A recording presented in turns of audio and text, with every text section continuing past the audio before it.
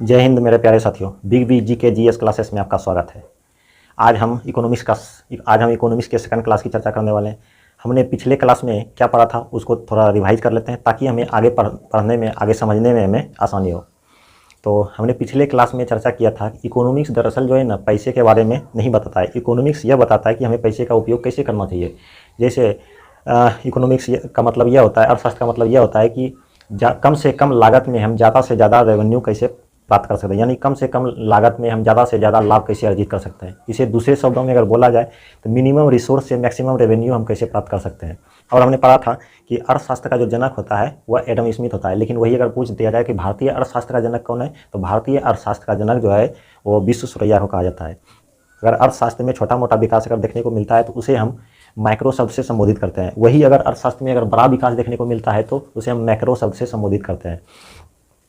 तो उसके बाद हमने और पढ़ा था कि अर्थशास्त्र में जो हमें लाभ अर्जित होता है वह कई क्षेत्रों से होता है। तो वह कौन कौन सा है? अर्थशास्त्र में जो हमें लाभ अर्जित होता है वह कौन कौन सा क्षेत्रों से होता है? वो बेसिकली 3 क्षेत्रों से होता है, प्राथमिक, द्वितीयक और तृतीयक। तो चलिए हम इसको देखते हैं। पहले क्या होता है? अर्थशास्त्र की भाषा में जो है ना, क्षेत्र को क्षेत्रफ कहा जाता है। क्या होता है? क्षेत्रफ, जिसे हम सेक्टर भी कहते हैं। तो हमने पिछले क्लास में क्या पढ़ा था कि अर्थशास्त्र में जो लाभ अर्जित होता है उसमें 3 स्तर होता है। वो कौन कौन सा है? पहला होता है स्वभाव, यानी कि नेचर, कोई चीज़ का नेचर कैसा है। और नेचर में क्या पढ़े थे हम? प्राथमिक, द्वितीयक और तृतीयक, जिसे हम प्राइमरी, सेकेंडरी और टर्सरी सेक्टर के भी नाम से जानते हैं। तो हम लिख सकते हैं इसमें, पहला क्या पढ़े थे? प्राथमिक क्षेत्रफ। प्राथमिक क्षेत्रफ बेसिकली हम किसको कहते हैं? जिसे हम प्राइमरी सेक्टर भी कहते हैं। प्राइमरी सेक्टर उस सेक्टर को कहते हैं जिसमें बेसिकली मानव का जीवन पूर्ण रूपेण जो है प्रकृति के ऊपर निर्भर करता है। तो प्राथमिक क्षेत्र में कौन कौन सा आता है? कृषि हो गया और पशुपालन हो गया। कृषि में हम खेती कर सकते हैं और पशुपालन में क्या कर सकते हैं? पशुपालन में हमने बताया कि पशुपालन में हम गाय का पालन कर सकते हैं, बकरी का पालन कर सकते हैं, भैंस का पालन कर सकते हैं, खरगोश का पालन कर सकते हैं, मुर्गी बत्तख का पालन कर सकते हैं जिसे हम कुक्कुट पालन भी कहते हैं, और मधुमक्खी पालन कर सकते हैं, मछली का पालन कर सकते हैं। तो ये सब का पालन जो है जो करते हैं ये प्राथमिक क्षेत्र के अंतर्गत आता है। उसके बाद है हमारा द्वितीयक क्षेत्र। द्वितीयक क्षेत्र किसे कहते हैं? तो सबसे पहले हम लिखते हैं द्वितीयक क्षेत्र, जिसे हम सेकेंडरी सेक्टर भी कहते हैं। द्वितीयक क्षेत्र में अगर बेसिकली किसी भी चीज़ का निर्माण या फिर विनिर्माण होता है, निर्माण और विनिर्माण। कहने का मतलब ये हुआ, यहाँ प्राथमिक क्षेत्र के बिना हम द्वितीयक क्षेत्र की कल्पना नहीं कर सकते। अब क्यों नहीं कर सकते? एक एग्जांपल के माध्यम से समझिए। क्योंकि द्वितीयक क्षेत्र वह क्षेत्र होता है जिसमें किसी भी चीज़ का निर्माण किया जाता है। और निर्माण तभी होगा जब आपको कोई भी चीज़ का रॉ मटेरियल होगा, यानी कि कच्चा पदार्थ होगा। जब तक कच्चा पदार्थ आपके पास नहीं है तब आप किसी भी चीज़ का निर्माण नहीं कर सकते। एग्जाम्पल के माध्यम से समझते हैं। जैसे आप गेहूँ का उत्पादन किए, अब उसे कहाँ कर ले जाएगा? कल कारखाने में लेके जाएगा। कल कारखाने में जब लेकर के जाएंगे तो उसे क्या क्या, गेहूं को किस चीज़ में बदलेगा? आटा में बदलेगा। गेहूं को हॉर्लिक्स बनाया जा सकता है, गेहूं का बिस्किट बनाया जा सकता है, गेहूं का पावरोटी बनाया जा सकता है, गेहूं का मतलब बहुत सारे आइटम बनाए जा सकते हैं। तो वहाँ पर क्या हुआ? किसी चीज़ का निर्माण हो रहा है। जब तक वहाँ पर हम निर्माण कर रहे हैं, जब तक हम किसी भी चीज़ का निर्माण कर रहे हैं तो वह समझिए हमारा सेकेंडरी सेक्टर के अंतर्गत आता है। और दूसरा एग्जाम्पल ले सकते हैं। जैसे हमारा गन्ना का उत्पादन हुआ, गन्ना को हम कहाँ लेके जाएंगे? कल कारखाने में लेके जाएंगे। गन्ना से क्या होगा? चीनी का निर्माण होगा। गन्ना से क्या हो जाएगा? गुड़ का निर्माण हो जाएगा। तो ये गन्ना ये सब क्या हो गया? सेकेंडरी। प्राथमिक क्षेत्र में गन्ना का उत्पादन हुआ, उसे हम वहाँ कल कारखाने में लेके जाकर चीनी का निर्माण हुआ, सेकेंडरी सेक्टर के अंतर्गत आ गया। और एग्जाम्पल ले सकते हैं। जैसे हमारा खेत में आलू का उत्पादन हुआ, आलू बेसिकली हम सब्जी के रूप में खाते हैं तो वह हमारा प्राथमिक क्षेत्र के अंतर्गत आ गया। लेकिन जैसे हम आलू को किसी कल कारखाने में लेकर के गए और कल कारखाने में उसका क्या हुआ? काट करके चिप्स बना दिया गया। काट करके वहाँ पर क्या हुआ? किसी चीज़ का निर्माण हुआ, तो वो क्या हो गया? हमारा द्वितीयक क्षेत्र हो गया। तो और हम ले सकते हैं जैसे मकई हुआ तो हम क्या करते हैं? उसको ले जा करके कहाँ? कल कारखाने में डाल देते हैं। तो उससे क्या बनता है? हमारा कुरकुरे बन जाता है। दूध उत्पादन होता है, दूध लेके जाते हैं कल कारखाने में, क्या बनाता है? वहाँ पर काट करके मक्खन बनाया जाता है, दूध को फाड़ करके छेना बनाया जाता है, उससे कई आइटम मिठाई बना दिए जाते हैं, बटर और क्या कहते हैं आपका डेयरी मिल्क, बहुत सारे चॉकलेट्स, पेड़ा, ये सब बहुत सारे आइटम बना दिए जाते हैं। कहने का मतलब द्वितीय क्षेत्र में क्या होता है? किसी भी चीज़ का निर्माण होता है। उम्मीद करते हैं कि प्राथमिक और द्वितीय समझ में आया होगा। उसके बाद है हमारा तृतीय क्षेत्र। तृतीयक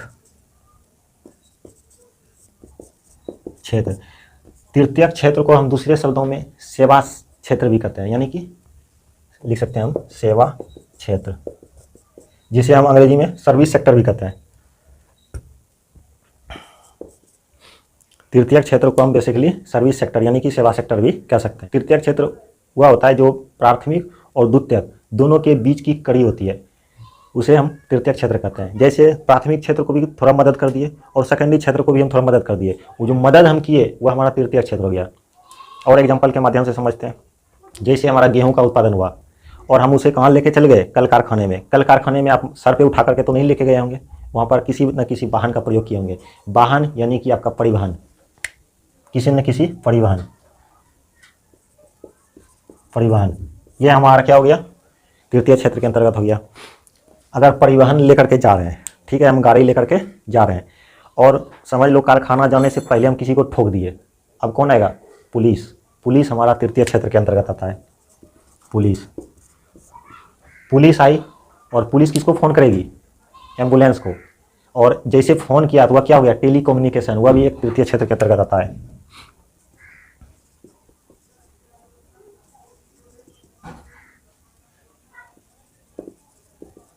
टेली कम्युनिकेशन। और फिर आएगा एम्बुलेंस भी हमारा तृतीय क्षेत्र के अंतर्गत आता है। एम्बुलेंस कहाँ लेकर के जाएगा, हॉस्पिटल भी किसी का सेवा कर रहा है, ये हमारा तृतीय क्षेत्र हो गया। हॉस्पिटल में कौन होता है, डॉक्टर भी हमारा तृतीय क्षेत्र हो गया, वह भी एक प्रकार का सेवा कर रहा है। डॉक्टर जब ठीक करेगा आपको, उसके बदले में मांगेगा पैसा, तो आप घर फ़ोन करेंगे, पैसा लेकर के नहीं है, आप अपने परिजन को फ़ोन करेंगे तो वहाँ से क्या लेकर के आएगा, पैसा। और पैसा लाने के लिए पहले सबसे पहले कहाँ जाएगा, बैंक भी आपका एक सेवा सेक्टर है। बैंक इसको डाकघर भी लिख सकते हैं, डाकघर भी हमारा तृतीय क्षेत्र के अंतर्गत आता है, डाकघर। उसके बाद तो ये सब हमारा क्या हुआ, तृतीय क्षेत्र के अंतर्गत आता है। उसके बाद और क्या हो सकता है, जैसे हम आपको पढ़ा रहे हैं, हम भी एक प्रकार का सेवा ही कर रहे हैं आपका, तो यह भी क्या होगा, शिक्षा। जैसे हम लिख सकते हैं शिक्षा। अगर पढ़ लिख करके अगर आप कोई नौकरी करते हैं तो क्या हो गया, वह भी आपका तृतीय क्षेत्र के अंतर्गत, आप भी किसी का सेवा कर रहे हैं। अगर पढ़ लिख करके नौकरी नहीं हुआ तो आप क्या करेंगे, दुकान चलाएंगे, तो इसका मतलब वो भी आप किसी का सेवा कर रहे हैं, वह भी तृतीय क्षेत्र के अंतर्गत आता है, दुकान।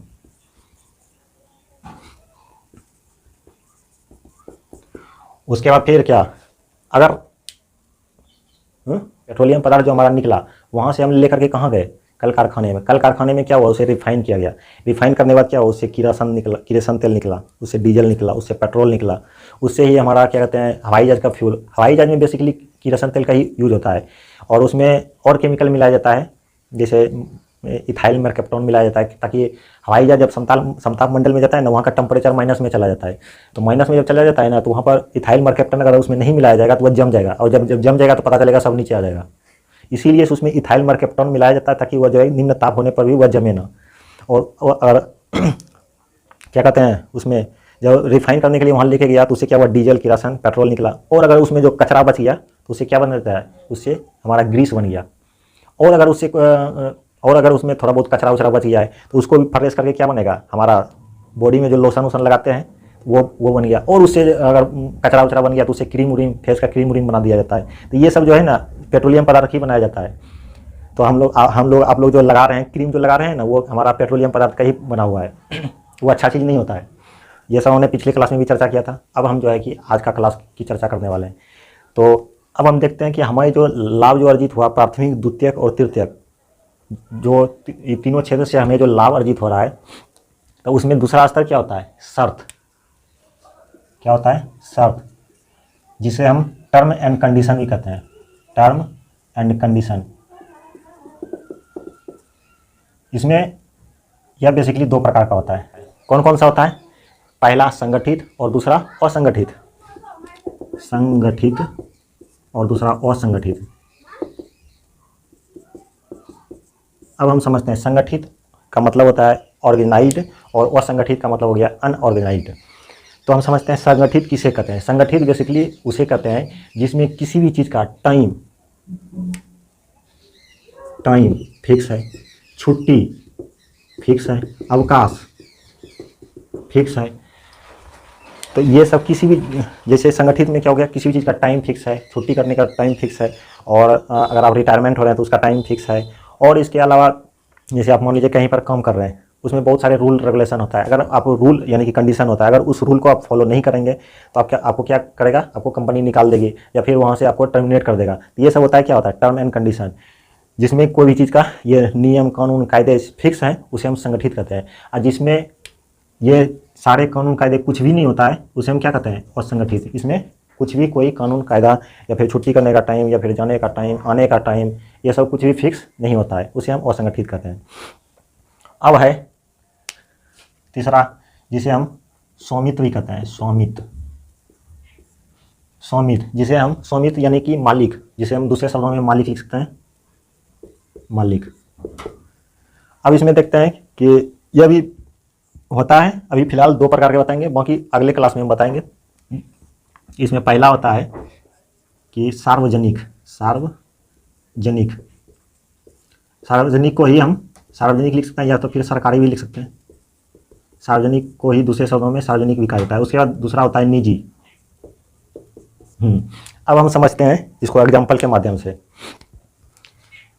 जैसे हम खेती कर रहे हैं, तो ये तो पता है कि हम प्राथमिक खेती जो कर रहे हैं प्राथमिक क्षेत्र हो गया। खेती कर जो रहे हैं, क्या उसमें खेती करने का कोई टाइम टेबल फिक्स होता है? नहीं होता है, क्योंकि आप देखे होंगे कि जो अगर कोई चीज़ का टाइम टेबल फिक्स नहीं होता है तो वह क्या हो गया, असंगठित हो गया। और जो खेती करते हैं, क्या सरकार की ज़मीन में करते हैं या सार्वजनिक जगह पर करते हैं? नहीं, सार्वजनिक जगह पर नहीं करते हैं, तो वो क्या होता है, खुद का भूमि होता है, यानी कि निजी हो गया। उम्मीद करते हैं समझ में आया होगा कि खेती हम जो करते हैं वो प्राथमिक क्षेत्र हो गया। संगठित या असंगठित? तो असंगठित, क्योंकि उसका कोई टाइम टेबल फिक्स नहीं होता है। और ये क्या होता है, खुद का भूमि होता है, यानी कि निजी होता है। नहीं तो एग्जाम्पल के माध्यम से समझ सकते हैं यह असंगठित कैसे हुआ। देखिए, मान लीजिए धान का सीजन है और उसमें बारिश आने का कोई टाइम टेबल फिक्स नहीं हुआ। दोपहर में भी आ सकता है, शाम में भी आ सकता है, सुबह में भी आ सकता है। तो क्या करता है, किसान लोग जाए दौड़ के, अगर बारिश हुआ तो किसान लोग क्या करेगा, दौड़ करके जाएगा और कहीं कि अपना खेत का पानी दूसरे खेत में ना चल जाए, तो वहाँ क्या करता है, अड्डा जो होता है उसको बांध देता है जा करके, और कूच देता है अच्छा से, ताकि पानी बाहर ना निकले, दूसरे खेत में पानी ना जाए। और वही अगर देख लीजिए, अगर गेहूं का सीजन होता है तो उसमें क्या होता है, अगर बारिश पड़ जाए, कभी भी बारिश पड़ जाए, तो क्या होता है, किसान लोग फिर से जाता है खेत पे और वहाँ पर कहीं देखता है कि हमारे खेत में ज़्यादा पानी तो नहीं हो गया। अगर पानी हो गया तो उसे बाहर निकाल देता है, क्योंकि गेहूं में कम पानी की आवश्यकता होती है और धान में हमें ज़्यादा पानी की आवश्यकता होती है। इसीलिए कभी कदाल देखे होंगे किसान को कि ठंडी का टाइम होता है ना, तो किसान लोग जाता है शाम के टाइम में, बेसिकली शाम के टाइम में धान में जो है ना और पानी भर देता है। और अगर पानी नहीं होता है और ट्यूबवेल से पानी निकाल करके और खेत में पानी भर देता है, ताकि जो है ना वह ठंडी से बची रहे। क्योंकि ठंडी में जो है बेसिकली पानी का जो है ना एक गुप्त ऊष्मा होता है, जिसके कारण वह पानी जमता नहीं है। और अगर कम पानी रहेगा तो वह क्या होगा, जम जाएगा, जिससे हम धान को नुकसान भी हो सकता है। तो जैसे आप और एग्जांपल के माध्यम से देख सकते हैं, जैसे ध्रुवीय क्षेत्रों में देखिए, ध्रुवीय क्षेत्रों में क्या होता है कि बर्फ़ ऊपर से ढका रहता है और नीचे जब कोरिएगा तो नीचे पानी होता है, सिर्फ ऊपर का लेयर ही जमता है। क्यों जमता है? क्योंकि पानी में गुप्त ऊष्मा होता है। नीचे जो पानी होता है उसमें मछली सब जीवित रहता है, अगर पूरा जम जाएगा तो उसमें जो जलीय जीव है वो भी सब मर जाएगा। तो ये सब जो है ना, इसलिए पानी में गुप्त ऊष्मा होता है। इसीलिए शाम के टाइम में किसान लोग क्या करते हैं, धान के खेतों में पानी भर के छोड़ देते हैं, ताकि धान को नुकसान होने से बचाया जा सके। हो गया आर्मी हमारा तृतीय क्षेत्र हो गया। और आर्मी जो है हमारा जो ये संगठित है या असंगठित? तो हम बोलेंगे संगठित है। क्यों संगठित है? क्योंकि उसमें देखिए जाने का टाइम फिक्स होता है, आने का टाइम फिक्स होता है, छुट्टी का टाइम फिक्स है, उसमें टर्मिनेट करने का टाइम, मतलब कि उसमें अवकाश करने का टाइम फिक्स होता है, उसमें बहुत सारे रूल रेगुलेशन होते हैं। अगर आप उस रूल को फॉलो नहीं करेंगे तो आपको टर्मिनेट कर दिया जाएगा। तो ये सब क्या है, इसका मतलब ये क्या हो गया, संगठित हो गया। और क्या आर्मी किसी निजी सेक्टर के अंतर्गत आता है? नहीं, वह हो गया आपका सार्वजनिक यानी सरकारी है। जैसे आपका डॉक्टर हो गया, डॉक्टर अगर कोई सरकारी हॉस्पिटल का डॉक्टर है तो वह क्या हो गया, डॉक्टर तो बेसिकली तृतीय क्षेत्र का ही होता है, क्योंकि सेवा कर रहा है, तृतीय क्षेत्र। और वह संगठित है या असंगठित है? अगर सरकारी डॉक्टर है तो संगठित होगा, और फिर सरकारी है तो सरकारी में जाएगा। और अगर वही कोई प्राइवेट बड़ा डॉक्टर है और अगर प्राइवेट डॉक्टर है तो वह क्या होगा, वह जो है असंगठित तो नहीं होगा। अगर कोई बड़ा हॉस्पिटल खोल करके रखा है तो वो असंगठित तो नहीं होगा, उसमें बहुत सारा नियम, जाने का आने का सब चीज़ का टाइम फिक्स होगा, तो वो क्या होगा, संगठित होगा। लेकिन निजी है तो फिर निजी होगा। वही अगर आपका झोला छाप डॉक्टर है तो क्या होगा, उसका कोई टाइम टेबल फिक्स नहीं होता है, रात को बुला लीजिएगा तो वो आ जाएगा, वह क्या हो गया, असंगठित हो गया और निजी हो गया। और एग्जाम्पल के माध्यम से समझ सकते हैं, और अब दूसरे क्षेत्र से और एग्जाम्पल के माध्यम से, जैसे बैंक हो गया, बैंक हमारा क्या हुआ, तृतीय क्षेत्र हो गया। संगठित या असंगठित, क्योंकि वह तो सब चीज़ उसका टाइम टेबल फिक्स है तो संगठित हो गया। सार्वजनिक, क्योंकि सरकार का है वो। और कोई एग्जांपल ले सकते हैं बहुत सारा, जैसे न्यूज़ एंकर हो गया। न्यूज़ एंकर अगर बड़ा न्यूज़ कंपनी है, जैसे हो गया एबीपी न्यूज़ हो गया, वह तो क्या कहते हैं उसका टाइम टेबल फिक्स, बहुत सारे वर्कर को काम करवा रहा है, तो वह क्या हो गया, सेवा प्रदान कर रहा है। तृतीय क्षेत्र संगठित हो जाएगा।